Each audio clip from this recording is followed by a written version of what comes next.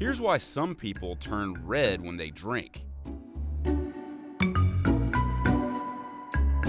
It's a condition called alcohol flush reaction. Side effects include flushed skin, nausea, headache, and rapid heartbeat. The cause is a buildup of acetaldehyde in the body. Acetaldehyde is highly toxic and a known carcinogen. When alcohol hits the liver, it metabolizes into acetaldehyde. Usually it's quickly converted to a safer form, acetate. But people with alcohol flush reaction are different.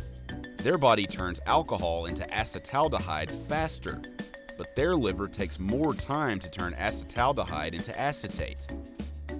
The results are a less intense buzz, harsher side effects from acetaldehyde poisoning, and long-term, a higher risk of mouth and throat cancers.